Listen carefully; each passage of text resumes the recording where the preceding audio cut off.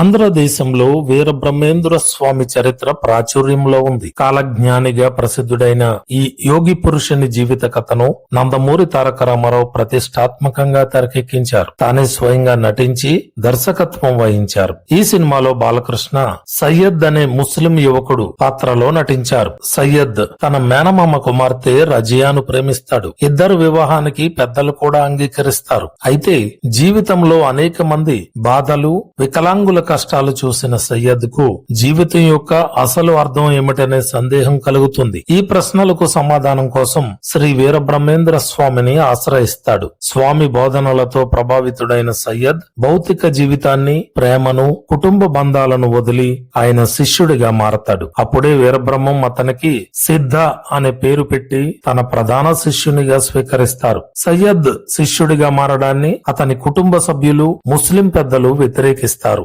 నవాబు ముందు విచారణకు తీసుకెళ్లినప్పుడు సిద్ధ భక్తికి మతం, కులం అనే భేదాలు లేవని, దేవుడు అందరికీ ఒక్కరేనని ధైర్యం చెబుతాడు. గురువు మహిమలను ప్రత్యక్షంగా చూసిన నవాబు కూడా వీరబ్రహ్మం గొప్పతనాన్ని అంగీకరిస్తాడు. అప్పటి నుంచి సిద్ధ తన గురువుకు నీడలా ఉంటూ ఆయనతో కలిసి దేశమంతా పర్యటిస్తూ ఆధ్యాత్మిక సందేశాలను ప్రజలకు చేరవేస్తాడు. వీరబ్రహ్మం చెప్పే కాలజ్ఞాన ప్రవచనాలు, ధర్మ బోధనలను ప్రజల్లో ప్రచారం చేస్తూ గురు సేవలో పూర్తిగా లీనమవుతాడు. కాలక్రమంలో వీరబ్రహ్మం సజీవ సమాధి పొందాలని నిర్ణయిస్తారు. అయితే తనపై సిద్ధకు ఉన్న భక్తిని పరీక్షించేందుకు ఒక రాత్రిలో బనగానపల్లి నుంచి పూజ కోసం పూలు తీసుకురమ్మని పంపిస్తారు. గురువుపై అచంచల విశ్వాసంతో సిద్ధ అసాధ్యాన్ని సుసాధ్యం చేసి పూలతో తిరిగి వస్తాడు. కానీ అప్పటికే వీరబ్రహ్మం సజీవ సమాధిలో ప్రవేశిస్తారు. గురువును కోల్పోయిన బాధతో సిద్ధ విలపిస్తాడు. ఆ సమయంలో వీరబ్రహ్మం సమాధి నుంచే దర్శనమిచ్చి